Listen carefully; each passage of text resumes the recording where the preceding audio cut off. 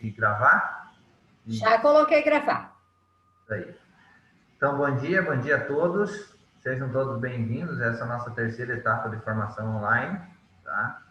A gente está para concluir, então, as horas dos nossos 80 horas de curso ministrado pela Secretaria de Educação anualmente. Então, a gente vai trabalhar hoje as questões pedagógicas de retorno. A gente já esteve trabalhando com a professora Kátia, alinhando algumas situações junto com a Ivonete, né? E a gente sabe, a nossa previsão, então vou deixar um pouquinho vocês aproveitando o espaço, a gente então teve reunião do colegiado, tanto da educação quanto dos prefeitos da regional da AMEOSC, que são os 19 municípios do Extremo Oeste, e nós decidimos no coletivo que não retornaremos às aulas durante o ano de 2020. Porém, a gente está vendo algumas ações do Ministério Público em alguns municípios que estão exigindo que alguns municípios, algumas turmas, retornem às atividades. Então, eu quero deixar vocês cientes, tá? Que pode acontecer de a gente receber, né, uma ordem judicial do Ministério Público solicitando que retomamos as atividades escolares na próxima semana, ou enfim, nos próximos dias, e a gente tenha que ter essa atitude, tomar essa decisão aí de retornar às atividades. Mas vejam bem, as atividades, elas serão de acordo com o mapa de risco. Hoje a gente está em Santa Catarina ainda, permanecemos no vermelho, nossa região está no laranja, e essas atividades elas são liberadas a partir do momento que o nosso mapa regional estiver em risco alto, ou seja, no amarelo. Tá? Essas atividades, possível retorno a partir dessas decisões, ela será feita com um número reduzido de alunos, tá? Restrito também a questão do transporte escolar, a questão de alimentação escolar, e a gente vai trabalhar individualmente com alguns alunos. Vai ser esta a contraproposta que nós vamos fazer, se caso tenhamos que retornar, né, nas próximas semanas, nos próximos dias, e aí, então, cada professor, cada unidade escolar vai ter que ter aqueles alunos, vamos usar o termo aqui, que tem mais dificuldades, aqueles que não atingiram as tarefas remotas, não atingiram as expectativas do professor quanto às atividades, quanto ao aprendizado. Então, esses alunos a gente vai chamar para retorno, tá? Desde que a família assine um termo de compromisso e autorizando que esse aluno volte para a escola. Se a família não autorizar, não assinar esse termo de compromisso, eles não retornam. Então, a gente está passivo também da autorização da família e também dessa possível ou não ação do Ministério Público exigindo que retorne. Somente lembrando que os 19 municípios da regional da AMEOSC não retornarão esse ano, de acordo com a decisão do colegiado. Porém, tem essa questão, então, do Ministério Público. Bem, dados os proclames, eu passo para a professora Kátia Regina, tá? Que ela vai dar seguimento, então, à nossa formação de hoje. A gente está aqui, então, com a Ivonete, assistindo, acompanhando aqui da secretaria, e a gente espera que todos tenham um bom aproveitamento, que tiverem algumas dúvidas, coloque no chat ou se manifeste, acione o microfone, se manifeste, pergunte. No final vai ter um espaço aí destinado para a gente fazer aí um feedback, para a gente saber, né, discernir algumas dúvidas, enfim. Então, professora Kátia, bem-vinda mais uma vez. Esse é o nosso quadro de professores, tá? Estão todos aí, estão todos de parabéns. Esse momento de pandemia aí, todo mundo se reinventando, se desdobrando, enfim. E a gente agradece a cada um de vocês também, aproveitando nesse momento para parabenizá-los, né, pela passagem mais uma vez, a passagem do Dia do Professor. Esse ano foi atípico, foi diferente. A gente não pôde fazer nada do que a gente tinha planejado devido ao processo da pandemia, mas vocês sabem que a educação só funciona e só teve o êxito que teve, e a gente teve esse belo resultado do IDEB graças a vocês. Então, é vocês que fazem a educação acontecer, são vocês que estão aí na linha de frente com os nossos alunos no dia a dia e vocês são sempre de parabéns. O dia do professor é todo dia. Kátia, contigo. Muito bom dia a todos. É sempre um prazer muito grande estar com professores e é muito legal poder voltar a um município. De certa forma, alguns eu já vi o semblante na última vez que conversamos e fiquei muito feliz pelo fato da gente poder retornar, então, hoje a conversar e conversar sobre a importância da volta às aulas. Bem falado pelo Evandro, até deixar muito claro que esta é um combinado quase que de toda Santa Catarina, Evandro.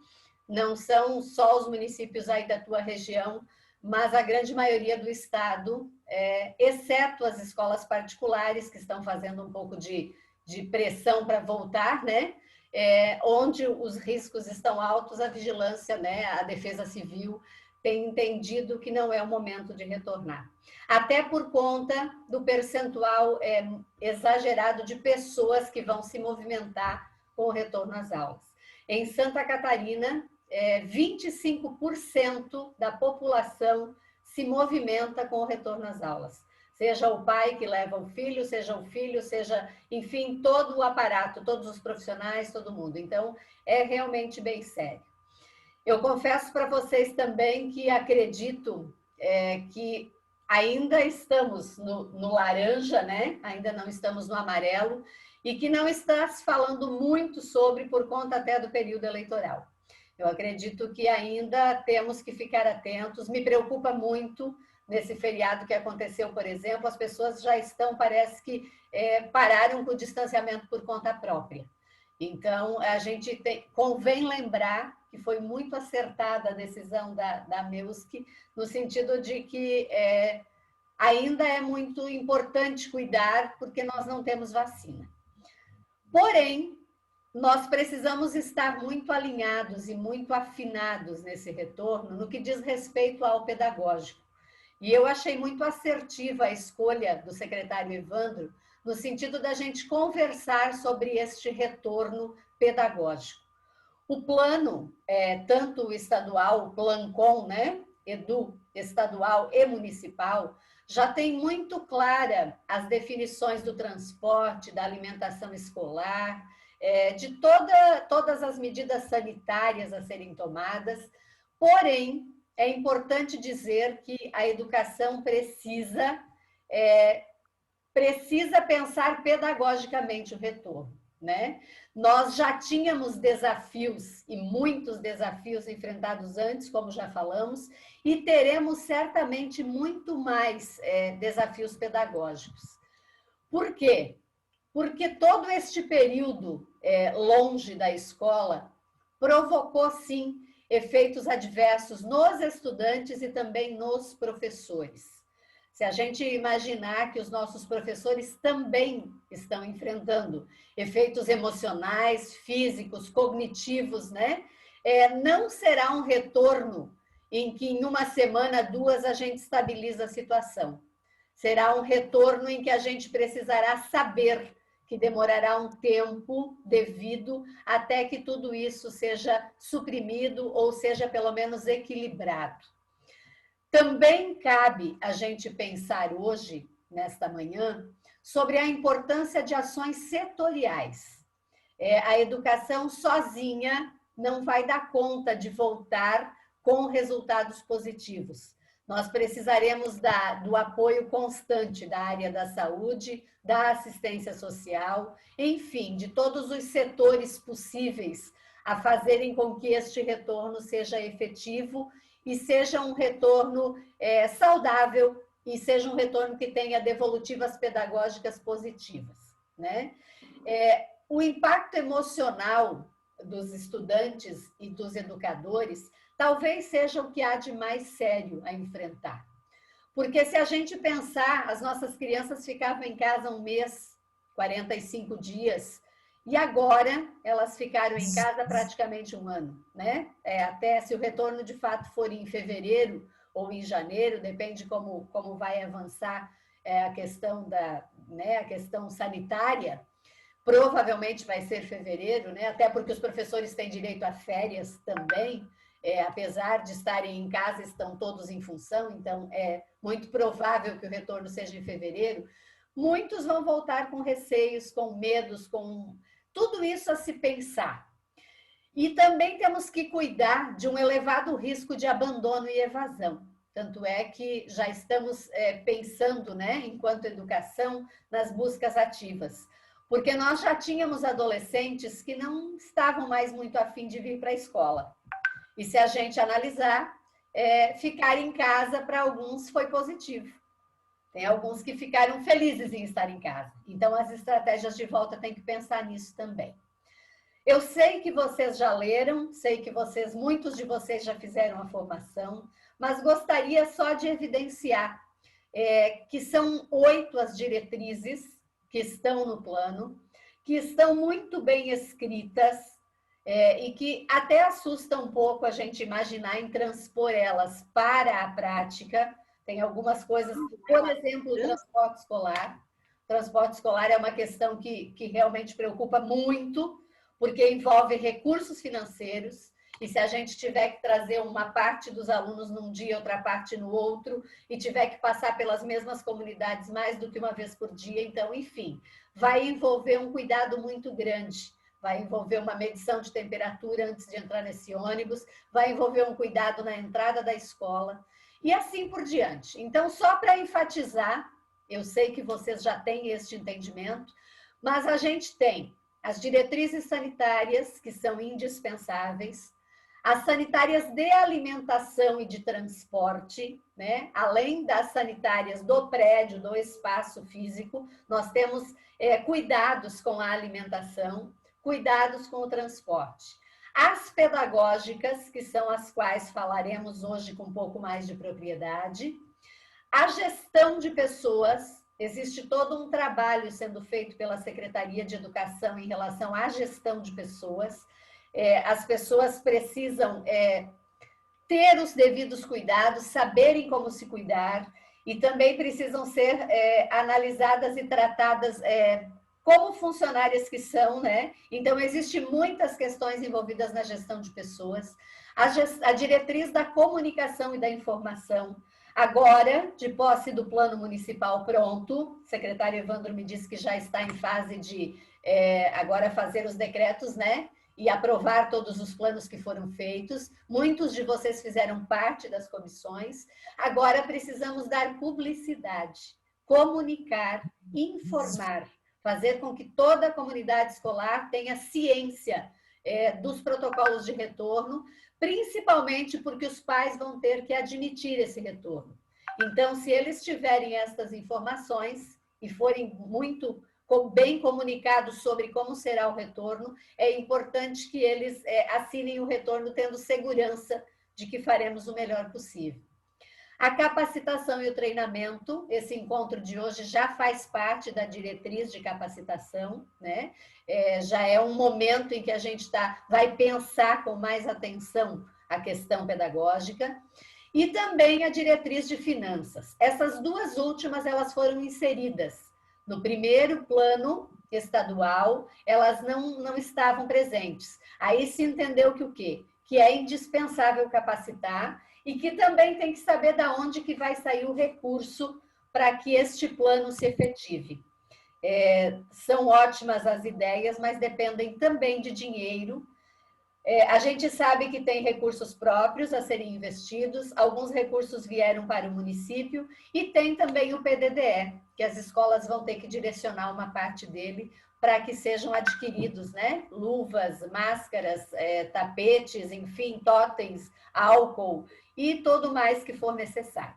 Então, estas são as diretrizes e nós especificamente trabalharemos, então, com a diretriz pedagógica hoje. É importante conhecer. Se porventura alguém ainda não leu ou ainda não procurou estas leituras, eu considero necessário, indispensável, que vocês leiam, que vocês peguem esse plano de contingência municipal, que estará disponível dentro em breve, o da sua escola, o do seu centro de educação infantil, para que a gente possa realmente se prevenir e monitorar. A gente vai ter que monitorar estas ações. Não adianta ele estar bonito no papel se a gente não conseguir fazer dele um plano real. Até porque seria muito desastroso retornar às aulas e começarem os casos novamente e a gente ter que parar outra vez. Então, é claro que pode acontecer isso, infelizmente, mas se a gente tiver os cuidados, se a gente tomar todas as prevenções necessárias, é mais provável de que não aconteça essa necessidade de parada novamente. O acompanhamento deste plano também não é novidade para ninguém, é do Comitê Municipal de Gerenciamento da Pandemia e da Comissão Escolar. Então, se porventura alguma coisa não estiver de acordo, ou se algo não estiver transcorrendo da forma que está descrito, é importante que a comissão escolar aponte, que converse, que chame. Às vezes alguém do processo não entendeu, não compreendeu como vai ser feito, então é importante que essa pessoa seja auxiliada, assessorada. Não é nem no sentido de chamar atenção, mas é no sentido de dizer, olha, todos nós precisamos estar atentos no combate e precisamos fazer esse retorno de forma eficiente e de forma que garanta a vida. Não será, professores, uma retomada de onde paramos. Quem está afoito por trabalhar, quem está com vontade de ir para a escola e começar a desempenhar os seus projetos, precisa entender de que nós não receberemos os alunos da forma que os deixamos. O retorno, ele vai precisar, sim, de um estudo pedagógico muito intenso, de uma articulação muito contextualizada. As nossas crianças, e isso vocês já devem ter visto também, eu tenho lido, tenho assistido, fiz uma pesquisa em vários países onde as aulas já retornaram, já assisti várias lives, enfim, busquei muito subsídio. E uma das coisas que tem frustrado os professores é imaginar que as crianças chegarão, sentarão bonitinhas na sala e conseguirão ficar concentradas por todo o período como faziam antes. Então, a gente vai ter que primeiro compreender que vai haver uma nova adaptação. E vai ser uma adaptação única, porque nunca até então as crianças ficaram tanto tempo em casa sem estar na escola. Por isso que é tão importante, e assim, considero a diretriz pedagógica, claro, eu sou da área pedagógica, né, mas eu considero a que vai ter que fazer o maior esforço, a que vai ter que fazer o maior exercício, para que a gente consiga equiparar o que foi perdido cognitivamente nesse período e para que a gente consiga trazer essas crianças, esses adolescentes, de volta ao patamar que estavam tendo antes de terem aulas presenciais. Hoje até trago para vocês, no final da nossa fala, algumas possibilidades do ensino híbrido, da sala de aula invertida, porque não vai mais dar para voltar a ser professor como éramos. Eu sei que nos reinventamos, que buscamos muitas coisas, mas possa que algum professor esteja pensando que no retorno ele vai conseguir ser como ele era. E as crianças não estão mais como eram. Então, absolutamente será impossível. E isso já tem muitos locais que voltaram dizendo, né? Então, percebam, a gente não vai ler, mas eu gostaria de enfatizar algumas palavras-chave das diretrizes pedagógicas. Elas estão no plano estadual e certamente estão no plano municipal, porque elas não poderiam ser suprimidas. Podia, no plano municipal, acrescentar algumas estratégias. O que não podia era suprimir. Este que eu lhes apresento é o texto com a nova redação, onde está inserida a educação infantil, né? Onde está inserida toda a educação básica e a educação profissional. Então, o primeiro passo a se pensar, o acesso e a permanência. As crianças precisarão chegar. Alguns vão vir com os pais. Alguns pais, quando perceberem todo o cuidado que deve haver no transporte, vão preferir levar os filhos. Talvez já trabalhem na cidade ou já passem perto da escola. Mas a gente vai ter que garantir que todos acessem. E mais que acessem, que permaneçam. porque este é um desafio da educação brasileira há muitos anos, né? Então, se eu posso ficar na minha casa, se eu fiquei na minha casa 1 ano, jogando, brincando, assistindo televisão, é óbvio que quando eu voltar para a escola, eu vou ter um pouco de reação contrária em relação à escola. E que a escola vai ter que ser agradável para me cativar, para que eu queira ficar. Assegurar também a gestão democrática desse planejamento da retomada. De certa forma, essa nossa conversa, apesar de ser à distância, ela é uma forma democrática de começar a pensar essa gestão de volta pedagógica. Vocês vão ver que ao final da fala eu farei o encaminhamento de trabalhos em grupo, onde vocês terão vez e voz e trabalharão aí nos seus pequenos grupos, que é onde realmente as coisas acontecem. A adequação das metodologias pedagógicas é indispensável. Ou a gente adequa, ou a gente percebe que vai ter que ser diferente a forma de construir conhecimento, ou não teremos tanto sucesso no retorno momentâneo. Depois, com o tempo, obviamente que tudo tende a voltar ao normal. E, óbvio, a gente vai conseguir estar retomando a ter uma educação parecida com a que era também. Até porque a de vocês já estava muito bem avaliada. Então, vocês já estavam fazendo muitos projetos assertivos, com certeza. Outra coisa importante, gente, na educação infantil, respeitar a especificidade desta etapa. É muito diferente, né, a gente lidar com cada um dos níveis da educação. E na educação infantil, eles terão mais dificuldade no retorno. Isso é fato, eles estavam em casa com a mãe, com a avó, convivendo com as coisas deles. Então, assim, isso é fato de que eles vão ter mais dificuldade, eles vão demorar para se readaptar, porque estava diferente o convívio deles. Realizar o mapeamento dos estudantes, os que não apresentam condição ao retorno. Isso é fundamental, ainda que o retorno seja em fevereiro. Quem é que tem uma doença crônica? Quem é que tem alguma dificuldade? Quem é que não pode retornar presencialmente? Talvez em fevereiro seja menor o número de crianças que não possam, né? Mas é preciso mapear. Na minha escola tem quantos que não podem voltar, que não têm condição, seja por questão de saúde, seja por alguma outra questão séria a ser analisada pela gestão da unidade, junto com os professores, tá? Realizar, então, na educação especial, uma avaliação com a equipe pedagógica. Eu não sei se vocês atendem a educação especial, eu acho que não, né? Mas na educação especial, esse cuidado tem que ser ainda mais intenso, porque geralmente as dificuldades de saúde são maiores ali, né? Outra coisa indispensável que está na diretriz, gente, a continuidade das atividades remotas. Então, quem está impossibilitado de retornar vai ter que ter atividades remotas ainda. E vai ter que se pensar como é que o professor vai dar conta disso. Ele vai ter que planejar para o presencial e planejar para o ensino remoto também. Ele vai precisar muito do apoio pedagógico e ele vai precisar muito de parceiros. Eu tenho algumas para lhes passar algumas ideias no decorrer da minha fala. O mapeamento dos estudantes vem muito de encontro com o que o professor Evandro disse.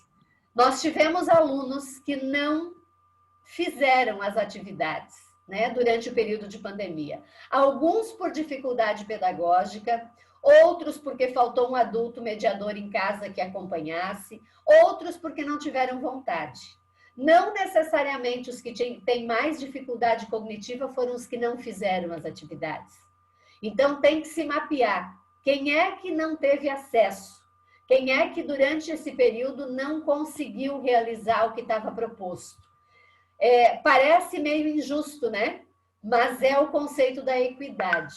Não vai adiantar querer trazer todo mundo junto agora e partir do mesmo ponto. Vamos ter que ver quem é que construiu o conhecimento e quem é que não construiu, para saber de onde partimos.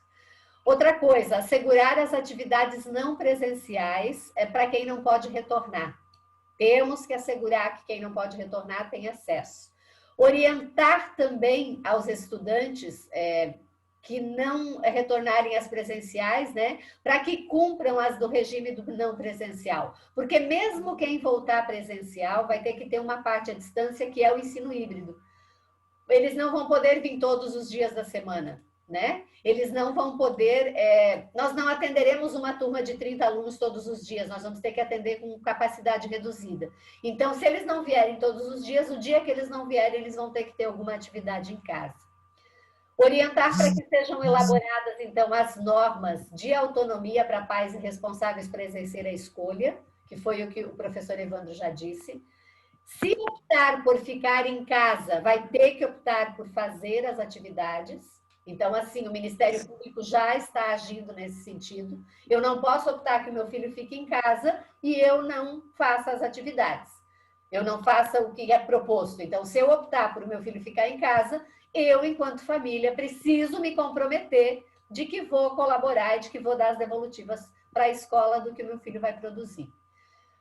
Garantir que as redes ofereçam atividades presenciais e não presenciais enquanto perdurar o regime especial, porque nós temos que lembrar, gente, que enquanto não tiver vacina, nós estaremos em regime especial.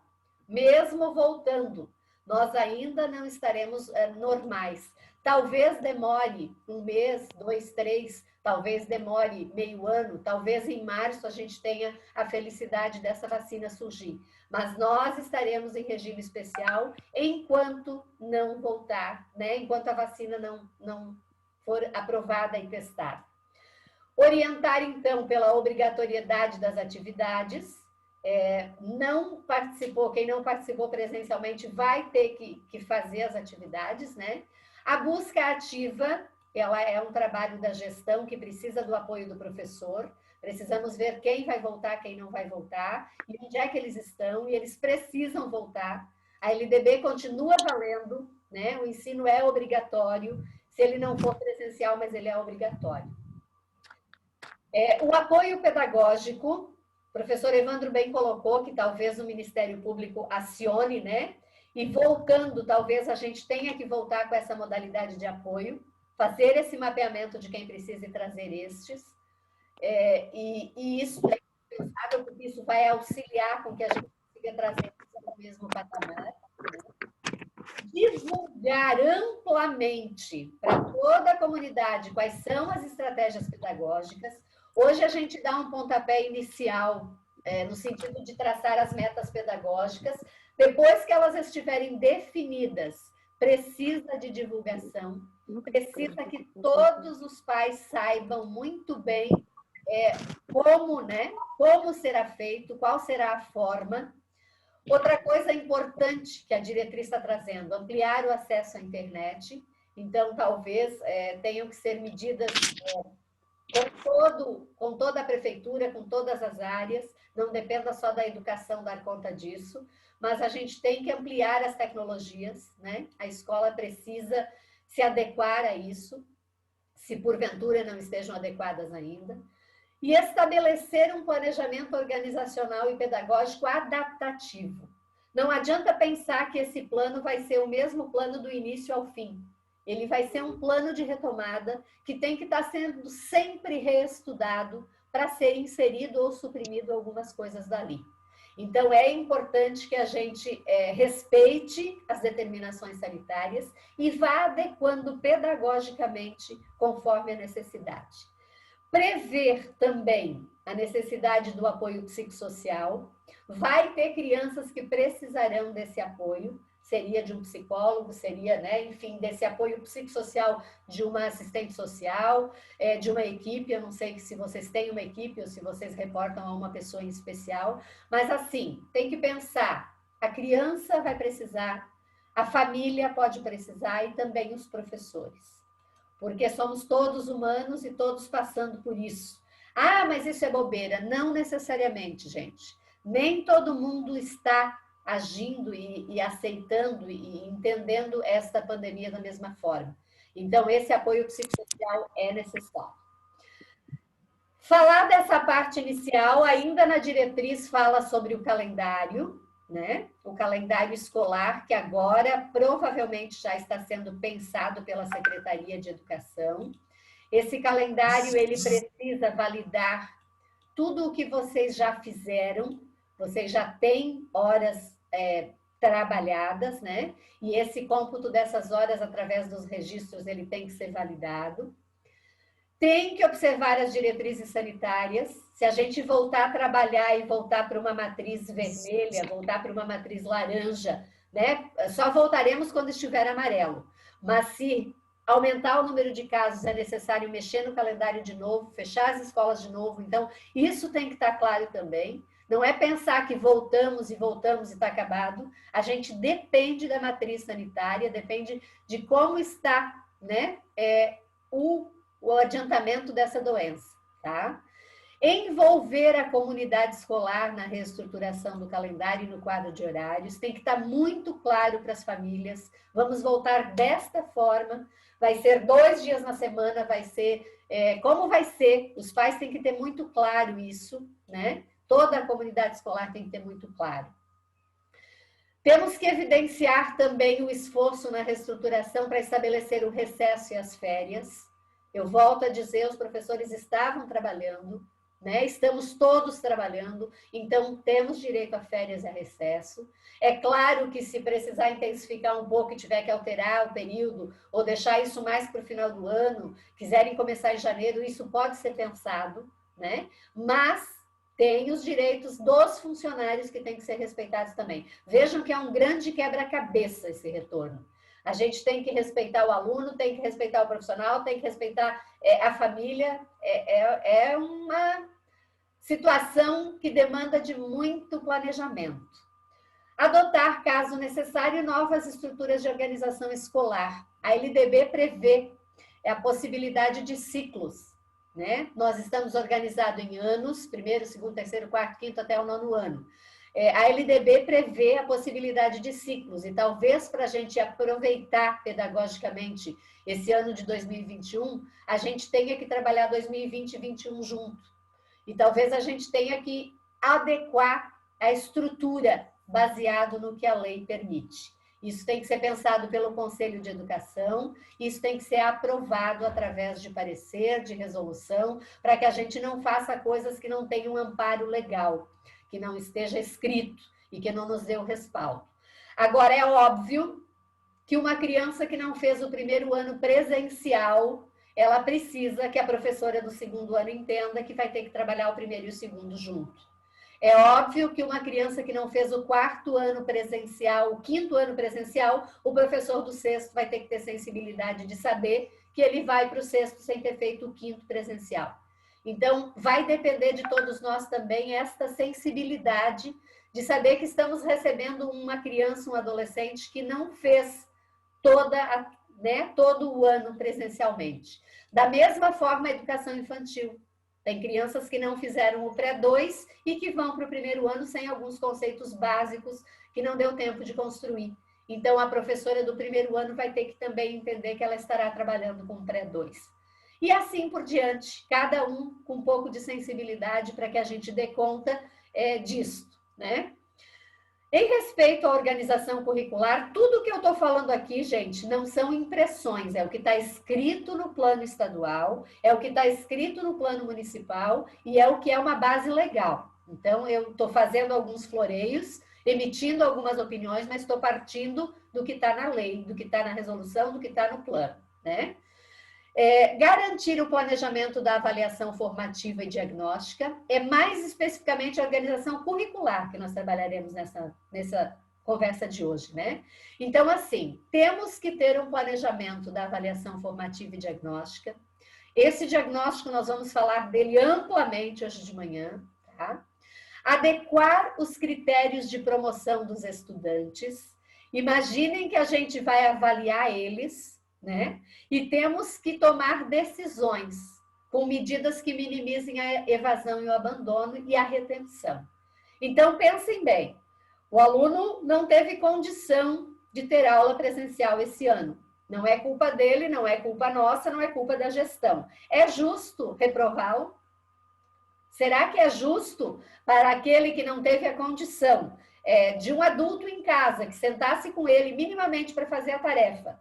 É justo agora fazer um retorno e entender que vamos reprová-lo? Não. Então, pensem bem, nós vamos ter que ter... Eu sei que tem professores que sofrem muito em relação a isso. Eu não sei como são os de Dionísio Cerqueira, mas eu já trabalhei como gestora de algumas equipes que, meu Deus, se não atingisse todos os conceitos, não conseguia levar em conta de onde a criança estava pondo o pé, né? Entendia que tinha que ter todos os conceitos construídos. Então, vai precisar também dos professores um pouco de sensibilidade e um pouco de quebra de paradigma. Foi um ano atípico. É justo reprovar essas crianças? Ou não? Ah, mas não quiseram. Será que não quiseram? Será que foi só o querer que faltou? Então, precisa adequar esses critérios. E estes também precisam estar escritos pelo Conselho de Educação através de uma resolução, para que a gente não faça coisas de acordo com a nossa cabeça, para que a gente tenha um documento de um órgão colegiado nos dando encaminhamento. Os instrumentos de avaliação diagnóstica serão fundamentais. Só eles nos darão o entendimento de onde essas crianças chegaram. Talvez, professores, nós vamos nos surpreender com alguns. Talvez alguns aprenderam tanto mais do que quando estavam na escola. Também vai acontecer isso. Em detrimento de outros que talvez não tenham atingido tudo que a gente gostaria que tivessem atingido, né? Por isso que o instrumento de avaliação diagnóstica é indispensável e precisa ser elaborado com muita propriedade, com muito cuidado, para que a gente consiga ter uma métrica de onde essas crianças chegaram. Realizar a avaliação diagnóstica de cada estudante individualmente. É sobre isso a nossa fala esta manhã. Ainda, redefinir as estratégias do processo pedagógico, né? Nós temos que pensar nos direitos de aprendizagem, nos campos de experiência, temos que lembrar que a BNCC é o nosso norteador, temos um currículo de referência, com base neles é que a gente vai construir os instrumentos. Promover, ainda é importante, necessário e indispensável, o aprimoramento do uso das TICs, das tecnologias da informação, seja para professores e seja para alunos, tá? E até para algumas famílias, porque a gente vai poder fazer alguns encontros com os pais de forma remota também. Reforçar, professores, a importância do planejamento interdisciplinar. Quanto mais juntos nós trabalharmos nesse momento de retomada, melhor será e mais efetivo será o retorno. Lá na educação infantil, entre o grupo, né? Toda a escola, todo o CI junto. No ensino fundamental, a arte, a educação física, o professor regente, o inglês, não sei se vocês têm. Quanto mais estes professores conseguirem trabalhar juntos, de forma interdisciplinar, maior será a efetividade do que a gente vai conseguir de retorno dessas crianças. Depois de definido tudo isso, precisamos adequar o PPP. Temos que colocar no PPP da escola como que será a volta, de que forma que vamos fazer, como é que vai ser o trabalho.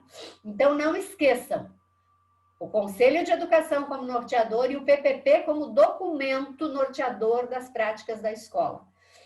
Precisa estar escrito ali e pode ser uma escrita padrão que saia da secretaria, que só tenha pequenas adequações com o que tem em cada unidade diferente. Precisa estar no PPP. Isto. Vamos trabalhar desta forma. Autonomia pedagógica, diálogo entre a comunidade escolar. Cada escola pode ir além do que está escrito aqui. Não pode ir a quem, tá? Não pode a escola dizer, não, nós não vamos fazer diagnóstico. O diagnóstico é obrigatório ser feito. A forma de fazer é que pode ser adequada e pode ir além, pode fazer a mais do que está posto aqui. Mas precisamos ter autonomia.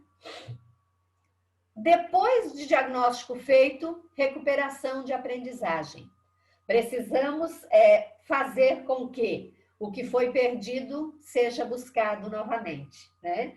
Temos que pensar também nos estudantes que têm risco de trabalho infantil, de violência doméstica, de vulnerabilidade social. De novo, né, numa proposta sócio-histórica, olhar essa nossa criança, olhar esse nosso estudante. Por que que ele não deu conta? Eu vou recuperar ele porque ele merece, ele tem direito de aprendizagem, né? Outra coisa importantíssima, gente, já no retorno, as atividades educativas de higiene e etiqueta respiratória. Todos, desde os mais pequenos aos maiores, desde o professor, a merendeira, o motorista, o auxiliar de sala, o estagiário, todos precisaremos ter formação de etiqueta respiratória. Claro que muita gente já leu, já viu, já ouviu, porque as mídias sociais estão todas muito fortes em relação a isso, mas há de se promover, secretário Evandro, uma formação básica de 1 hora, 2, 3 que seja, para todos os segmentos, para que todos tenham conhecimento.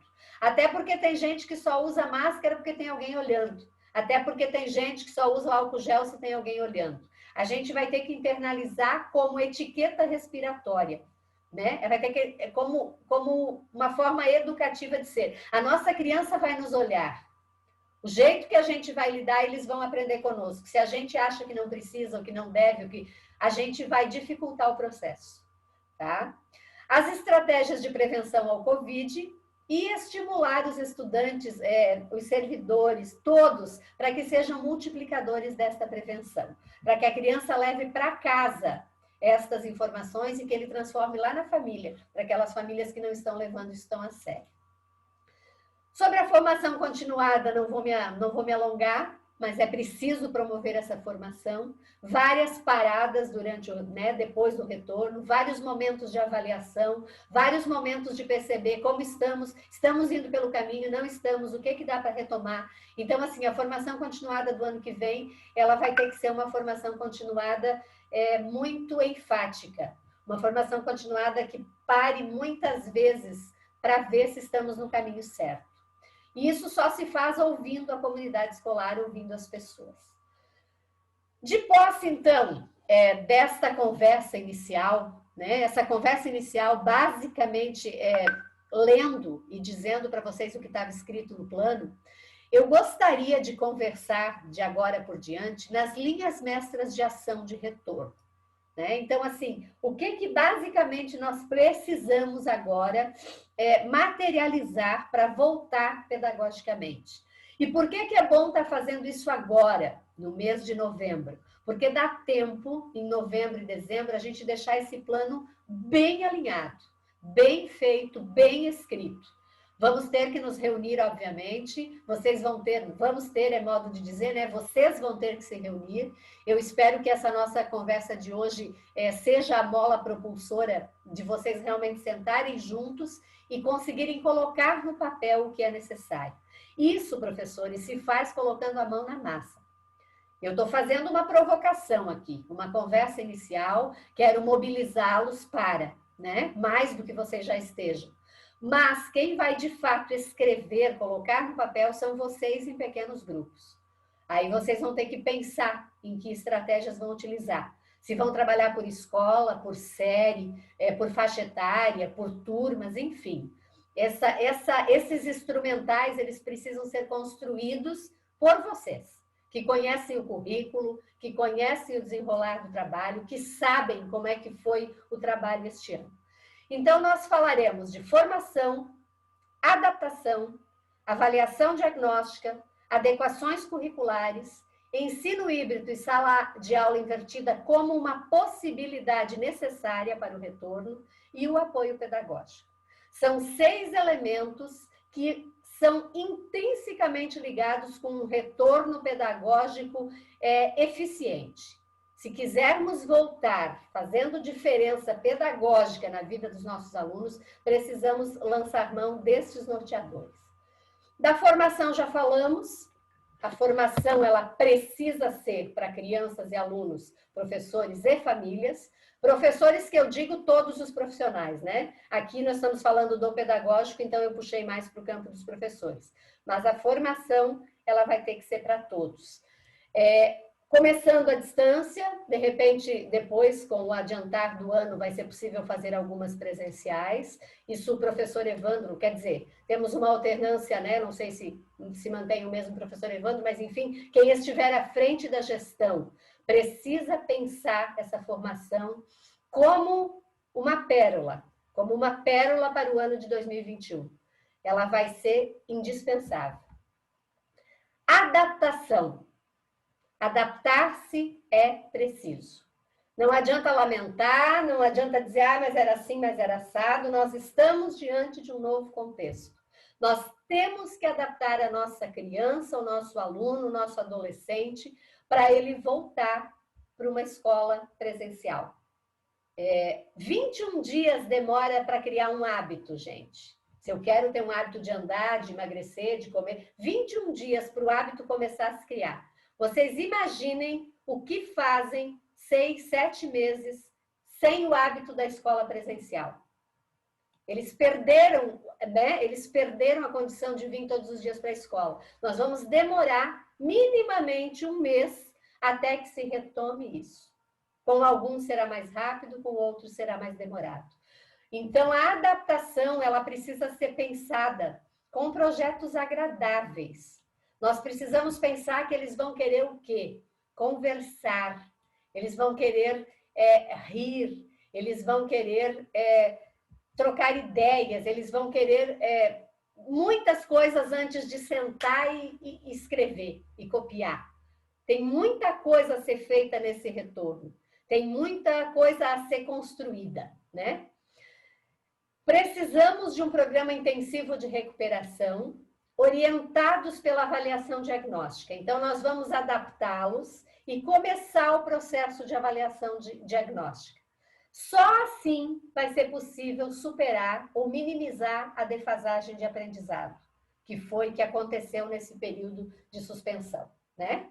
Essa avaliação, então, gente, depois de adaptados, depois de que vocês entenderam, minha turma demorou 15 dias, agora está adaptada. O que dá para fazer nesse período de adaptação? Dá para fazer música, poesia, dá para fazer o sarau, dá para fazer o intercâmbio entre eles, dá para fazer conversa, roda de conversa, dá para fazer texto, dá para mexer no encantamento deles. Dá para todo dia ter uma coisa bacana na escola para que eles pensem, puxa, como é legal ir para a escola. Quando vocês sentirem que eles estão adaptados, e aí vai ser muito particular de cada turma, de cada faixa etária, de cada escola, né? Eu imagino minimamente os 10 dias para os maiores, para os pequenos mais tempo. Os pequenos vão demorar mais a se adaptar novamente com o contexto presencial, né? Eles vão ter que começar a acordar cedo de novo, vão ter que sair da cama, vão chegar, enfim. Cada faixa etária vai ter o seu processo.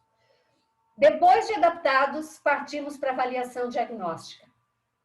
Ela não é um pedido da Kátia, nem do Evandro, nem do Plancon, muito menos da coordenadora pedagógica. Ela é uma recomendação do Conselho Nacional de Educação. Então, ela precisa acontecer, é uma verificação da efetividade do ensino remoto, né? E podendo identificar defasagens. Perceber esse período de quarentena, que a gente ainda chama de período de quarentena, mas que foi nesse tempo todo, né? Perceber. Ela é uma ferramenta essencial para planejar o retorno. Não dá para pensar em elaborar um projeto, por exemplo, de retorno às aulas, antes de ter aplicado essa avaliação diagnóstica. Porque primeiro nós temos que saber como é que está essa nossa turma, como é que está o cenário atual, né? E é bastante oportuno que a gente faça uma avaliação bem eficiente. Hoffman diz assim, ela trata muito de avaliação, Jussara Hoffman, vocês já devem ter algumas leituras sobre ela. Nada em avaliação serve como regra geral, ou vale para todas as situações em termos de procedimentos. Por isso, precisamos construir princípios atrelados aos valores éticos e à nossa sensibilidade, que nos permita seguir na direção do que é justo para cada aluno, para cada professor e para cada contexto. Não vai ser possível olhar a todos da mesma forma. A gente vai ter que ter um olhar diferenciado para cada aluno. Assim como a gestão vai ter que ter um olhar diferenciado para cada professor vai ter que ter um olhar diferenciado. O mesmo instrumental pode não ser eficiente para todos. Talvez a gente precise fazer 2 instrumentais, 3 numa turma, para que a gente atinja a todos. Então, pensem nisso, avaliar é uma missão muito grande. Eu trago também Lucchesi. quando ele diz assim, ó, a função da avaliação diagnóstica é a de desenvolver um papel dialético no processo de ensino-aprendizagem, proporcionando ao educando um instrumento de garantia, de crescimento de competência e habilidade. Quando eu avalio, eu vou ver onde é que está, que competências ele tem, o que ele já atingiu. O professor utiliza essas técnicas e esses instrumentos durante o processo para ir diagnosticando as dificuldades. E, claro, a partir dali, fazendo as intervenções necessárias para que o aluno progrida. Não vai adiantar, a gente reclamar, achar, meu Deus, não aprender. Não vai adiantar brigar com a situação posta. Nós vamos ter que conhecer a situação, ver o que eles aprenderam. Eu volto a dizer, alguns vão nos surpreender, tá? E partindo daí, propor atividades. Propor projetos, propor mediações, propor sequências didáticas que tragam a grande maioria conjuntamente. Esta avaliação, ela faz parte de uma experiência histórico-social. A nossa proposta pedagógica é sócio-histórica. A gente leva em conta cada aluno, onde ele mora, como ele vive, o que ele traz para a escola, qual é o contexto dele. Quando eu faço uma avaliação diagnóstica, eu estou dizendo que esse aluno vem com uma bagagem. Eu não estou aqui dizendo que ele está pronto ou acabado, né? Eu me preocupei em trazer, porque eu sei que nós temos professores do fundamental e do infantil, né? E me preocupei em trazer também esta reflexão sobre a avaliação diagnóstica na educação infantil. Ela precisa ser mediada, tá? E nós precisamos, através da observação, porque na educação infantil não é fácil aplicar um diagnóstico. No ensino fundamental, você até consegue utilizar um instrumento e eles fazerem. Na educação infantil, é muito mais feita através de observação e registro. Então, assim, o professor vai avaliar a criança nesse processo, então vai demorar mais esse processo, porque no fundamental você aplica o instrumental, na educação infantil vai ser através da observação, e observando principalmente as necessidades individuais, para que a gente possa voltar ao planejamento para o que ficou faltando. A Jussara diz assim, é a importância do professor investigar concepções prévias dos alunos como ponto de partida. Então, será que eles aprenderam as cores? Será que eles aprenderam as formas? Como é que a gente faz isso na educação infantil? Brincando, propondo atividades práticas, onde eles possam ir fazendo e a gente observando os que deram conta. É mais desafiador fazer uma avaliação diagnóstica na educação infantil do que no ensino fundamental. Porque no ensino fundamental, depois que você acertou o instrumento, você vai aplicar e vai ter essa devolutiva. Ao final de uma semana, você já tem todas as devolutivas. Na educação infantil, certamente vai demorar mais. Para avaliar, a gente vai precisar de subsídios, instrumentos para que esta avaliação seja coerente e justa. Estes são os que eu vou lhes convidar a fazer, a construir conjuntamente, com o auxílio da direção, da coordenação pedagógica. A intenção do educador na avaliação é que vai definir o instrumento. O que eu quero ver?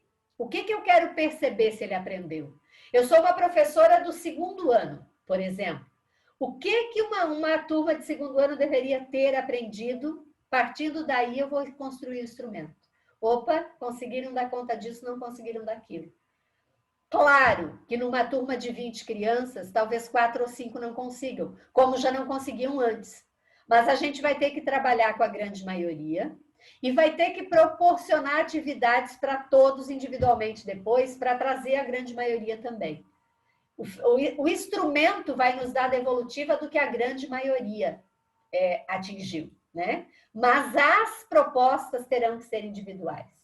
Olha só, Lucchesi definiu instrumentos de avaliação como recursos metodológicos, pelo meio dos quais o ato de avaliar opera em todos os passos. Eles têm finalidade de ajudar o professor no processo. Então, assim, não pensem que é uma coisa a mais para fazer, ou que é difícil. Vai ser desafiador construir o instrumento, mas ele vem para colaborar. Quando a gente tem um instrumento bem feito, ele nos ajuda a avaliar o conhecimento prévio, a necessidade, a experiência, né? E também, claro, levando em conta o contexto que eles vieram durante esse processo. Para que a gente possa, de forma satisfatória, começar a planejar. Então, se nós voltarmos em fevereiro, fevereiro será de adaptação, instrumento avaliativo. Março ainda será. Talvez a gente comece de fato a desenvolver o currículo definido para o ano lá no meio de março, lá no fim de março. Na educação infantil, talvez lá em abril. Em algumas turmas do fundamental, talvez lá em abril. Isso é importante o professor pensar. Isso é importante o professor saber e ir se preparando para isso. Não adianta pensar que nós vamos voltar ao normal. Vejam, na educação infantil, de acordo com os referenciais, o principal instrumento é a observação e registro. Não adianta observar um dia só. Talvez tenha que observar uma semana, talvez tenha que observar 15 dias, com uma tabelinha lá na mão para ir colocando. Ora um se manifesta, ora outro. Ora eu percebo que um já faz, ora eu percebo que o outro. Então, este é um processo mais moroso de observação e registro. Como é que a gente constrói esses instrumentais? Em grupo. Eu diria para vocês que seria importante fazer fichas avaliativas. Construir a partir das áreas de conhecimento, a partir das linguagens, as fichas. Então, assim, por exemplo, um breve exemplo, né? Se tem dificuldade, se está desenvolvendo ou não. Fala em relação à expressão oral. Articula as palavras corretamente, expressa. Muitas crianças, pessoal, da educação infantil, regrediram no que diz respeito à fala. Porque não indo para a unidade, não conversando com os colegas, não conversando, em casa o diálogo é mais restrito. Muitos pais foram trabalhar, eles ficaram com uma avó, que talvez deixou eles na frente da televisão, assistindo, onde eles ouviram, aprenderam, mas não desenvolveram a oralidade. Eu até trouxe como provocativa essa questão da fala por isso, né? Participa de histórias, inventa histórias, desenha, faz desenho, faz música, pinta, enfim, nós vamos ter que pensar num instrumental que pense em todos os campos de experiência e que cada campo seja contemplado ali dentro. Eu não trouxe modelos, mas existem muitos. Na internet mesmo tem. Talvez vocês mesmos já tenham alguns instrumentos avaliativos que utilizavam, que vão poder reaproveitar. O que vocês vão ter que perceber? O que é que aquela criança teria que ter dado conta? O que é que seria importante ela ter aprendido para eu observar se ela aprendeu? No ensino fundamental, existem também muitas possibilidades de fazer essa avaliação diagnóstica. Eu volto a dizer, é um pouco mais fácil, tá? Podemos usar o quê? Um questionário de modelo tradicional com pergunta e resposta. Então, eu quero ver o que eles sabem sobre. Eu posso aplicar um questionário. Um seminário onde eles falem sobre, né? Onde eles realizem a apresentação de um trabalho com aquele tema que eu quero que eles falem. Produções de texto, eles podem discorrer sobre, claro, a partir do terceiro ano, talvez. O primeiro e o segundo, talvez, não consiga produzir, obviamente, ainda o texto, né? Mas, assim, perceber o que eles estão produzindo sobre. Leitura e interpretação, a gente consegue avaliar a habilidade deles, né? Envolvendo, então, de modo geral, essa compreensão que eles tenham na transmissão de informação. Quem consegue ler um texto e como é que ele está dando a devolutiva desse texto. É muito importante fazer uma avaliação nos anos iniciais sobre os cálculos, as habilidades de resolver problemas numéricos, né? Não dá para deixar passar a matemática batida, porque ela é uma área de raciocínio lógico e ela precisa ser desenvolvida. Dá para fazer simulados, dá para fazer até alguns simulados com o Google, né? Que eles vão gostar de responder através de uma plataforma do Google com perguntas e respostas. Lembrem que eles interagiram muito com a tecnologia e que se eles chegarem na escola e tiver que responder um questionário de 20 questões com a caneta, eles vão achar difícil. E se for, talvez, com uma ferramenta tecnológica, eles gostem mais, né? debates, entrevistas com os alunos, dá para entrevistar, dá para trazer eles individualmente e conversar individualmente com eles. Dá para elaborar instrumentais por área de conhecimento, né? Por cada área, é história, geografia, matemática, ciências. Nos anos finais, eu acho que é o que tem que ser feito. Cada professor procurar elaborar um instrumental da sua área, né? E eu acredito que o uso de soluções tecnológicas vai ser indispensável. Então, quanto mais, principalmente para os adolescentes, né? Os adolescentes vão adorar responder uma avaliação diagnóstica de forma tecnológica. Eles podem ser construídos por turmas, né? Constituídos, desculpa. Se a turma for menor, vai ficar mais fácil de aplicar. Até porque vai ter que aplicar o distanciamento social. Então, se vierem de uma turma de 20, vierem 10, fica muito mais fácil fazer esses diagnósticos e ir fazendo com eles, né? Dá para customizar essa atividade, dá para fazer ela mais personalizada para cada aluno. Dá para fazer em momentos específicos, né? Se tiver alunos com níveis de aprendizado semelhante, dá para ir aplicando com eles. E também dá para pautar em materiais específicos ou diversificados. Com alguns dá para usar o questionário, com outros a produção de texto. Não precisa ser uma forma de avaliação diagnóstica só. Acho que até se conseguirmos fazer mais que uma seria interessante. Isso aqui eu coloquei como sugestão para o ensino fundamental, né? Quais os dias que a gente vai aplicar, né? Quanto tempo demora para resolver? Poderia dividir em 2 dias, em 3 dias, enfim. O tempo de duração ele tem que ser definido conforme a necessidade. Lembrando que não dá para fazer muita coisa num tempo apertado, que também vai comprometer a avaliação, porque tem crianças que aí vão ficar nervosas e não vão dar conta, né? Outra coisa, depois de aplicado essa avaliação, gente, ela precisa ser corrigida e compilada, né? Vocês podem ter gráficos de porcentagem de erro e acerto. Vocês podem ter o nível que a turma está. Isso aqui mais para o ensino fundamental, obviamente. A educação infantil também pode fazer gráficos, dando a indicativa de quantos deram conta, quantos não. Depois de corrigido e planilhado isso, um relatório de desempenho por aluno, um relatório de desempenho por turma, por escola, isso vai ajudar muito no planejamento futuro. Vocês vão ter mapeado as necessidades de aprendizagem dos alunos, né, que resultaram da avaliação. Lembrando que, claro, não é uma única avaliação que mede o teu aluno, mas que se você tiver uma dimensão de onde ele está, fica mais fácil de partir. Depois que vocês tiverem os resultados, vocês vão conseguir identificar, né? Onde é que eles estão, em que ponto eles estão, em que ponto as atividades remotas foram efetivas. Aí sim é que vai se começar as estratégias para superar as defasagens, tá? Aí o processo acadêmico volta a acontecer. Volto a dizer, as aulas começando em fevereiro, eu imagino isso aqui acontecendo lá em março, meados de março, exceto algumas turmas que tiverem melhor, talvez, né? Depois destas informações, isso tem que ser o guia do planejamento docente. As intervenções pedagógicas, as escolhas que vocês vão fazer, né?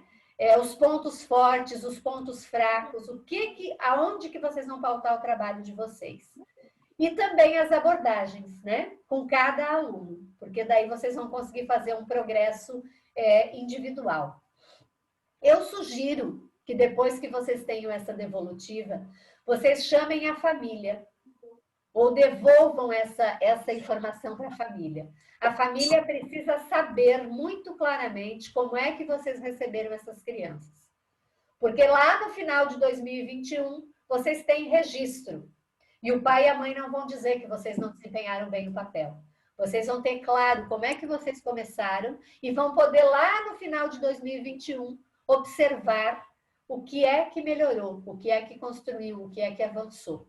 Socializem com a família. Não sei se vocês fazem um registro e mandam para casa, se em alguns casos chamam na escola, se em alguns casos podem, enfim, vão ter que achar uma estratégia de que a família até inclusive assine, de que recebeu o diagnóstico.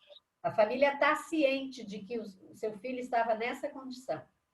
Isso é muito importante. Parece que não, mas é. Porque isso vai dar o respaldo para o trabalho de vocês em 2021. A tecnologia tem que ser uma aliada. Eu coloquei de novo uma tela só para ela, tá? Ela é uma aliada inegável.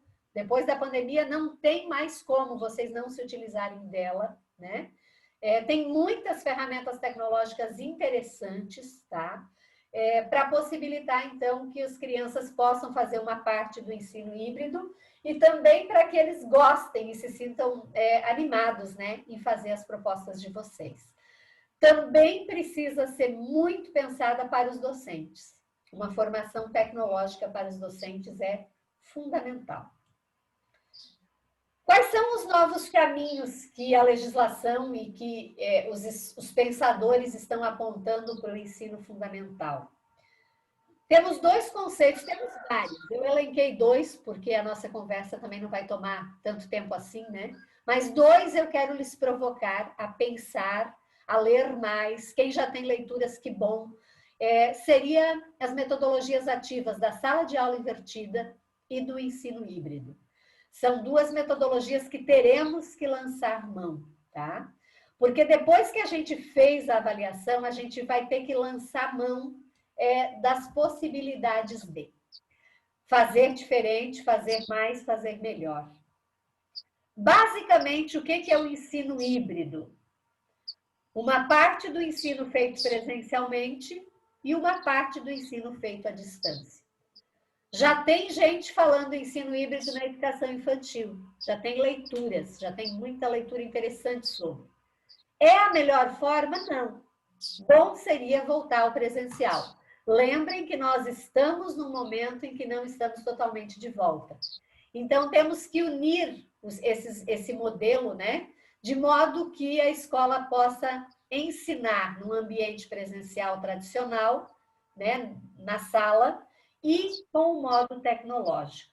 Os alunos, então, eles terão a opção de ir para a aula presencial e de se manter no ambiente virtual. Ou de fazer as duas coisas. 2 dias na semana, por exemplo, frequentam a aula presencial e nos outros 2 recebem atividades virtualmente, né? Dá para fazer coisas maravilhosas no ensino híbrido. Dá para propor pesquisas, dá para propor atividades em que eles vão fazer em casa uma parte do estudo, vão aumentar a autonomia deles e vão socializar com os amigos no dia que vierem presencialmente.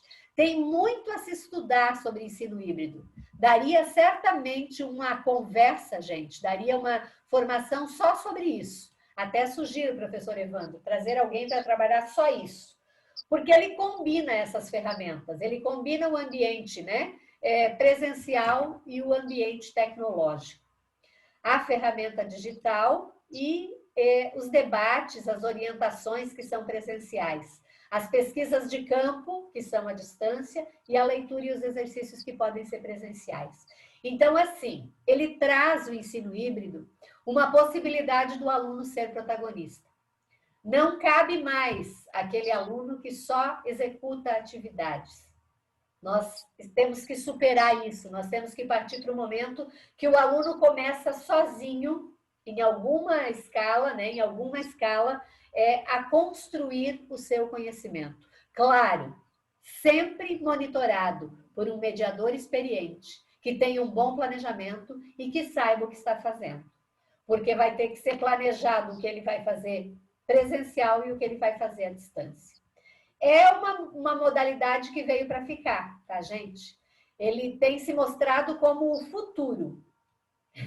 Ele está presente na educação. Ele une o presencial e o online, né? Lembrem que o debate, a orientação é presencial. Utiliza as ferramentas de campo. 20 cheio de pepino.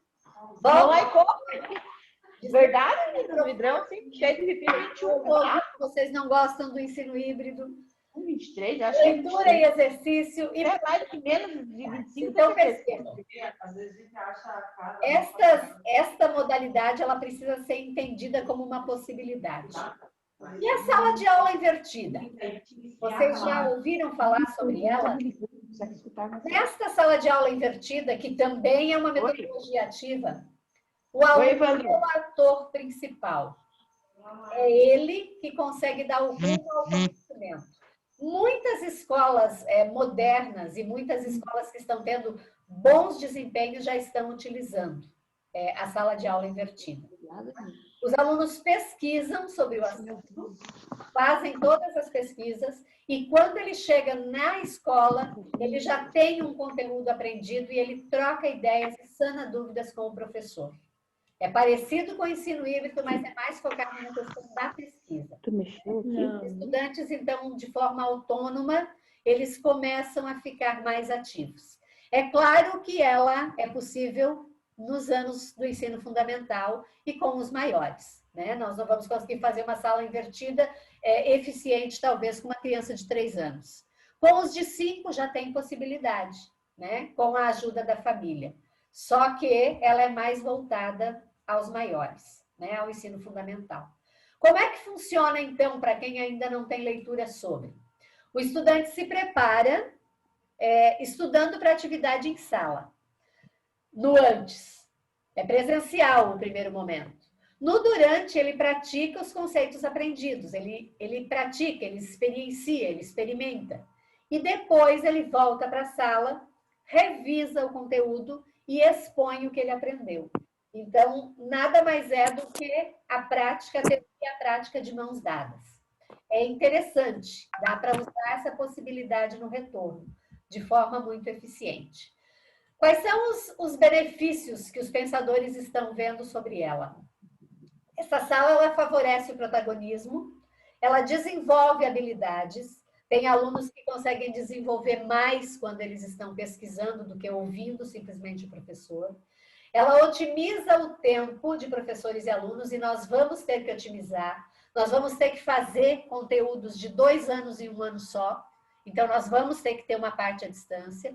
E também ela promove o aprofundamento no debate e o nível de aprendizado. Por quê? Porque eu tenho mais tempo em casa de buscar mais fontes. Na sala de aula tradicional, se constrói conhecimento. O professor ensina, o aluno aprende. Na sala de aula invertida, todo mundo aprende com todo mundo e o contexto social ensina também. Então, ela é uma possibilidade. Eu não vou falar mais, não quero tomar tanto tempo de vocês, mas assim, partimos para a adequação do currículo. Já adaptamos, já fizemos avaliação diagnóstica, todos os instrumentais, já aplicamos, já fizemos os gráficos, já sabemos aonde estamos, começamos a trabalhar os projetos, lançamos mão do ensino híbrido, da sala de aula invertida, de outras possibilidades, das ferramentas tecnológicas. Porém, precisamos, antes de tudo isso, a adequação do currículo. Temos que garantir o novo formato. O professor precisa, em fevereiro, saber, março, mais tardar, né? A aprovação do conselho na nova grade curricular. O que vai se ensinar em 2021, no primeiro ano, no pré, no segundo ano, no quinto, no oitavo, no nono, enfim. A equipe técnica e os professores precisam sentar juntos, mapear uma nova grade. A grade vai ficar a mesma, mas um novo rol de conteúdos para o ano de 2021. Para que o professor chegue lá em dezembro do ano que vem e saiba que ele deu conta do que foi feito. Se ele quiser dar conta de tudo que era de 2020, mais de tudo que é 2021, nós não daremos conta. Por isso, precisa a adequação. E o conselho precisa fazer parecer, precisa fazer resolução. Precisa ter um documento que diga: o primeiro ano de 2021 vai dar conta disso, disso, daquilo, daquilo outro. E assim, consecutivamente, todas as turmas. É muito trabalho, gente. Esse 2021 é um 2021 assim. A gente achou que se reinventou nesse ano. A gente vai se reinventar o dobro ano que vem. Podem ter certeza disso. Depois de tudo isso feito, o feedback para as famílias. Esse feedback ele tem que ser não só da avaliação diagnóstica, mas o feedback de tudo que vocês forem fazendo. Não percam, professores, o entrosamento que conseguiram com as famílias. Ah, mas tem uns que não se entrosaram. Tem, sempre tem uns que não se entrosaram, mas nós vamos aproveitar os que se entrosaram. Nós vamos realizar essa conversa de forma presencial, de forma virtual, através de canais de comunicação, através de um roteiro de estudo. Os pais têm que ir sabendo cada passo que vocês vão dando. Esse currículo, os pais têm que saber como é que ele é. Alguns não vão dar bola, muitos vão dar. Tem muitas famílias que são preocupadas com a educação dos seus filhos. Então, assim, não esqueçam de dar publicidade para as famílias, para os alunos, de como vai ser o processo. Visto que vai ser um processo novo, todo mundo vai precisar conhecer e saber como ele vai ser. Pois bem, nós já estamos aí com 1h20, que foi basicamente o que eu pensei na fala, na provocação que eu queria fazer para vocês.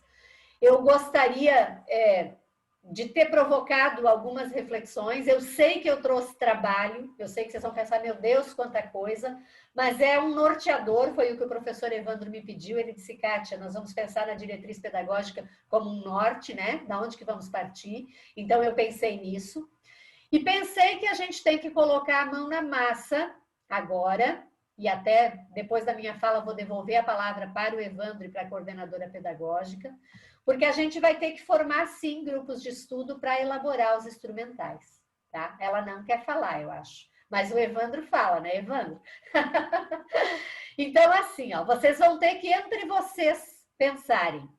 A Janete está entrando agora, mas eu gravei a fala, depois quem não conseguiu ouvir, pode ouvir, pode solicitar o professor Evandro, tá? Se vocês vão fazer esses instrumentais por ano, por turma ou por escola, eles deveriam estar elaborados no retorno. Vocês têm que pensar o que vocês propuseram e disto ver o que vocês acham que as crianças construíram, certo? Depois do instrumental pronto, seria bacana uma reunião global, socializar com todo mundo, o que um fez pode servir para o outro, né? Para que quando as crianças voltarem, depois de adaptadas, os instrumentais já estejam prontos. Eu gostaria de mediar isso, mas é óbvio que com 100 e poucas pessoas e à distância, né? Eu não sou a mediadora mais eficiente. Eu acho que vocês, conhecendo o currículo, conhecendo a turma, conhecendo o que vocês propuseram, serão as pessoas mais indicadas para construir os instrumentais. Tá? Da minha parte, eu só tenho a agradecer a atenção. Vocês são um grupo de pessoas que demonstram comprometimento, né? Eu não vim ensinar respostas. O Rubem Alves já disse que educar é ensinar a pensar, né?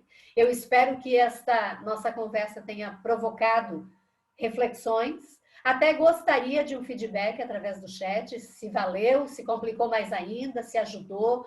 O que vocês precisam a partir de agora, até para o professor Evandro poder dar o próximo passo, né?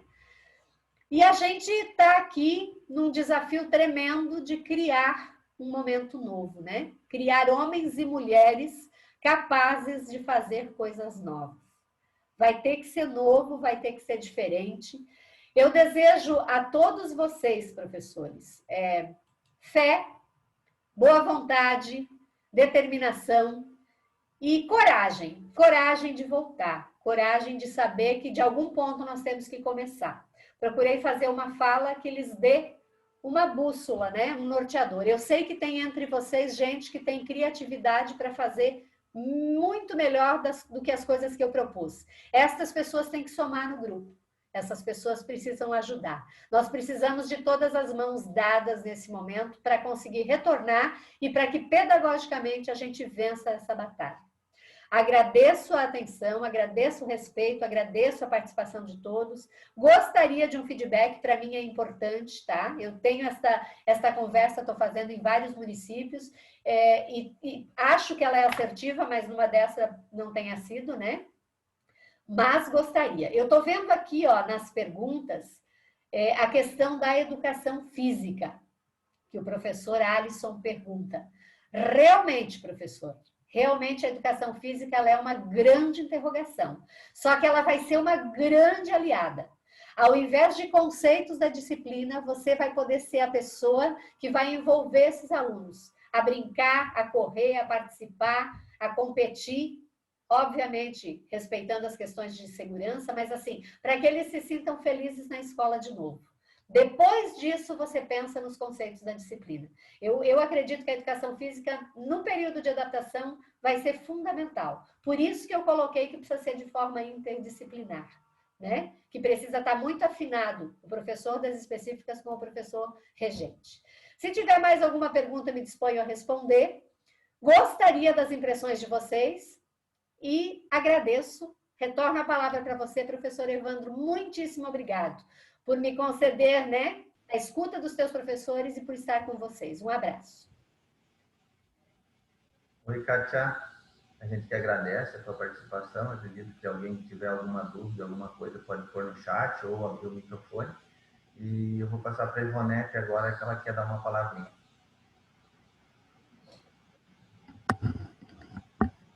Então, tá. Nosso muito obrigado pelas colocações e orientações, né, da professora Kátia. A gente sabe que temos um grande desafio pela frente, mas, ao mesmo tempo, nos tranquiliza pela equipe que a gente tem de professores comprometidos com a educação do nosso município. A gente sabe que vai dar conta disso, nós temos competência para isso, né, professor? Às vezes nos assusta um pouquinho quando a gente vê tudo aquilo que nós vamos ter que enfrentar, estamos preparados para isso. Então, nas escolas, né, já está sendo feito projetos, planejamentos de como será esse retorno. As nossas crianças vão retornar, vão, como a gente ainda não tem, né, definido como que a gente vai encontrar essas crianças, então precisa ser feito, né, essas avaliações. A gente vê muitos professores que de vez em quando têm um contato, né, presencial com alguns alunos que visitam, vão nas casas. Então, tudo isso o professor vai registrando, né? A gente já passou a orientação. Marisa, dizer uma coisa. Talvez você até diga, seja meio, como está sendo feitas as atividades. como posso dizer, meio estranho, mas eu prefiro prova. Eu acho Tem alguém com o microfone ligado. Qualquer só tá lá, fingir que tá lá. E não sabe nem para que lado que vai. Eu não, tipo assim, ó, não é que, lógico, mas deveria ter prova só para concurso. Sim, mas todos os PSS fazem... Gente, tem alguém com o microfone ligado e a gente está ouvindo a conversa, isso pode não ser agradável. Se quiserem desligar o microfone, seria bem interessante. Eu vou desligar por aqui, você liga de novo o seu, professor Ivonete. Na verdade, isso não muda. Eles não precisavam cobrar, né? Eu acho que a única coisa que eles podiam fazer assim, né? É ou cobrar um valor simbólico. De no máximo 30, 40 reais, mas eles... Fechei o microfone. Professor Ivonete, abra o seu, por favor. Depois do debate do concurso, aí a gente conversa à parte. Então, tá, gente. Oi. Depois vai ter um espaço também, eu acho, para os professores, né, fazer suas colocações. Sim, aproxime bem o microfone da boca, o seu som está baixo. Tá, então eu acho que depois também, né, professora, vai ser dado um espaço para os professores, se alguém quer fazer alguma colocação referente, né, ao curso, ao dia de hoje. Eu acho que foi muito válido e a gente viu ali, né, os professores todos assistindo com bastante comprometimento e a gente quer agradecer, então, tudo isso que vocês, professores, estão fazendo pela educação. Aquilo que o Evandro falou antes, né? Se hoje está sendo desenvolvidas as atividades, os professores estão se reinventando, estão indo em busca de novos conhecimentos, estão sempre dando o melhor de si para que os nossos alunos também tenham, né, excelentes resultados. Então, o nosso muito obrigado pelo trabalho de cada um de vocês. Tá bom? Então, um bom dia a todos e muito obrigada também por terem participado, né, do curso conosco. E obrigada, Pro. Muito bem. Evandro, você gostaria de conversar com o pessoal? Se alguém tiver alguma pergunta, pode escrever no chat ou abrir o seu microfone para fazer. Algum questionamento, alguma sugestão? alguma discordância, né? Esse é um momento que está aberto para vocês. Bem, prof, então, como falou a Ivonete, a gente só tem a agradecer a participação de todos aí, a gente sabe que todos têm um desafio, tem aqueles professores que estão participando do comitê escolar do Plancom, que interaja bem com a direção da escola, com a coordenação pedagógica da escola, para que esse trabalho seja realmente colocado em prática. Nós estamos com o nosso plano municipal pronto, hoje está saindo o decreto de publicação e validação dele. A partir de amanhã começa a sair as resoluções do comitê municipal validando todos os plancons escolares, né, que é o plano de contingência escolar do retorno. E a gente vai trabalhando, então, monitorando essa questão da pandemia, a questão das legislações e resoluções que vêm saindo nos próximos dias, né? A princípio, a gente acredita que não retornamos, como eu falei no início, não retornaremos esse ano com atividades presenciais. É possível de ter algum retorno? É possível, porém, no momento está descartado, tá? Mas esse trabalho a gente acredita, e a gente acredita em vocês e sabe que a capacidade de cada um dos nossos professores de fazer isso é um desafio muito grande, a gente sabe, e não sou eu, não é a secretaria, não é a educação, não é a administração que precisa de vocês. São nossos alunos que precisam de cada um de vocês para elaborar esse trabalho, elaborar essa documentação, fazer esse trabalho que vai nortear a nossa educação de 2021, 2022 adiante. Então, é um desafio muito grande, depende de cada um de nós fazer esse trabalho e vamos sentarmos juntos nas escolas, vamos trabalhar junto com a direção, com a coordenação, para que esse trabalho surja efeito e resultado na vida dos nossos alunos, porque a gente está nas escolas, a gente está trabalhando é por causa deles. Então, vamos fazer isso sair do papel e vamos transformar ainda mais a educação de nossos queridos cerqueirenses, nossos cerqueirenses pequenos, nossos cerqueirensezinhos, né? Então, gente, nosso muito obrigado, professora Kátia, pela participação, pelas colocações, foi de grande valia trazer esse norte, né? Porque diante das formações pedagógicas, das orientações que a gente tem, então esse foi um pontapé fundamental, né, nesse trabalho. E acredito que se alguém tiver dúvida, ele pode colocar no chat, a gente também estará à disposição no dia a dia aqui na secretaria. E vamos montar, além do comitê escolar que tem, a gente convida os demais professores que quiserem fazer parte, quiserem se integrar a esse grupo de estudos, tá? Que procurem a direção, então, e façam parte dele. Prof. Kátia, algo mais? Alguém mais quer falar alguma coisa? Nós temos uma pergunta no chat. Como fica a situação dos professores do seletivo? Vamos fazer o plano para a turma que estamos atuando? É uma boa pergunta, é uma pergunta interessante. Eu não sei se você já poderia responder, Evandro, esta pergunta. Bem, a gente vai trabalhar de acordo com as turmas que a gente tem, um plano escolar a princípio, né? A gente vai trabalhar no contexto geral da escola. E a questão dos professores, a questão do seletivo, todo mundo já sabe que a gente vai abrir processo seletivo, né? Agora, a partir, vai retomar aquele processo seletivo lá de março, que foi interrompido devido à pandemia.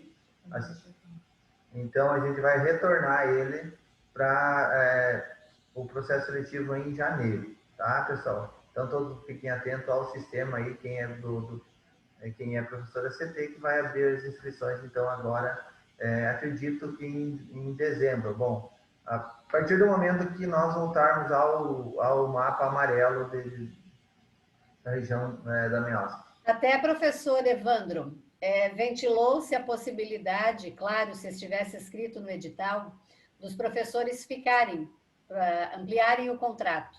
Porém, como é período eleitoral e haverá troca de gestão, né, ou sucessão, sei lá, é impossível. Precisa encerrar este contrato de ACT e fazer um novo. Seria mais prático se tivesse escrito no edital e desse para ampliar. Mas não tem essa possibilidade. Então, realmente, quem vai voltar como ACT vai ter que ter contato com alguém na escola que já pensou e vai ter que pensar nisso em janeiro, quando voltar, nos instrumentais e tudo mais. Tem mais uma pergunta bem importante aqui, se vocês ainda tiverem tempo. É da professora Paula. Professora, no ensino híbrido, o professor será mais exigido. Como fica a carga horária de planejamento neste caso? Há alguma sugestão? Talvez um professor exclusivo para este fim? Eu tenho uma sugestão, sim. Vai ser mais exigido? Vai. Óbvio, você vai ter os teus alunos presenciais, você vai ter, teoricamente, 2 planejamentos. Pensamos aqui, estamos pensando na nossa região em uma plataforma colaborativa. E nesta plataforma lança-se as atividades e o professor poderia lançar mão desta possibilidade para mandar as atividades para casa. É claro que vai exigir um pouco mais. Talvez esta ideia de ter um professor exclusivo não me parece interessante. Talvez subdividir o fazer da sala, porque assim não dá para um fazer o presencial, o outro o híbrido, né? Porque as coisas se completam. Se eu fizer a proposta, a criança vai fazer em casa, vai dar devolutiva para mim. Então, nesse momento, acho que 2 não dá. Mas talvez algum funcionário a mais para auxiliar nessa demanda. E essa ideia da plataforma é uma possibilidade, é uma sugestão que auxilia, tá? Tem que pensar nisso, professora. Tem que pensar porque assim, tem que fazer gestão de pessoal. Tem que ter direito à hora de atividade, tem que ter direito ao trabalho. A gente não vai poder sobrecarregar. E talvez seja necessário algumas contratações a mais de fato. Tem mais uma pergunta. E quem já fez e já pagou, continua válida a inscrição, professor Evandro? Continua. Quem fez, o processo continua o mesmo. Você só vai abrir novo período de prazo. O processo é o mesmo. Então, como a gente faria lá no início do ano de 2020, na questão da pandemia, foi prorrogado o contrato até agora, final do ano, né? Então, agora é obrigatório o encerramento para novo processo. Exatamente. A professora Marciele ainda pergunta assim: faremos um plano este ano e um plano ano que vem, quando voltarmos a assumir a turma depois do seletivo? O plano já está feito, professora. O plancom da escola já está feito. O que vocês poderiam aproveitar agora? Claro que quem é efetivo, teoricamente, já planeja para a sua turma, já vai conversar com o diretor, já vai saber para quando volta. O que se faria agora seriam os instrumentais. Como vocês são contratadas, estão recebendo para tal, vocês somariam a formar esse instrumental, junto. Não necessariamente vocês iam conseguir ficar com a mesma turma no que vem. Então, talvez vocês peguem o instrumental de alguém que construiu, não pegue exatamente o seu. Mas compor e ajudar a somar e ajudar a pensar seria bem interessante, né? É claro que o ACT, infelizmente, sempre tem essa demanda de que todo ano tem que saber que turma é, né? É claro que tem isso também. Mas somar e ajudar agora é indispensável, tá? Acho que não havendo mais perguntas, e também já estamos há quase 2 horas conversando, né? Da minha parte era exatamente isso. Agradeço mesmo. Adorei estar com Dionísio Cerqueira. Um grande abraço para vocês, professor. Eu lhe mando a gravação, se algum professor, porventura, não conseguiu assistir e você achar que seja pertinente. Obrigado, professora Kátia. A gente agradece a todos os nossos professores pela participação e dedicação. Tá? A gente espera que, quem sabe, uma nova oportunidade a gente possa trabalhar contigo novamente. Tá? E espero que os professores tenham gostado, e acredito que sim, porque veio... Pois é, ninguém falou nada, né? Essa gente de Dionísio Cerqueira olha pra gente, um ou outro sorri, ninguém disse gostou ou não gostou, mas que remédio, né? É que é muito trabalho, professor. Quando se fala em tanto trabalho, a gente pensa, meu Deus, né? Quanta coisa, mas a gente dá conta sim. A gente sabe que vocês são todos capazes, a gente é capaz, todas as equipes aí, trabalhando juntos, faremos o melhor planejamento para 2021. Beleza, gente? Muito obrigado. Obrigado, professora Kátia, mais uma vez. Grande abraço a todos. E até a próxima. Um abraço. Podem procurar o Endes no cantinho da tela e podem ir saindo. Obrigado pela atenção, gente. Um abraço. Boa sorte.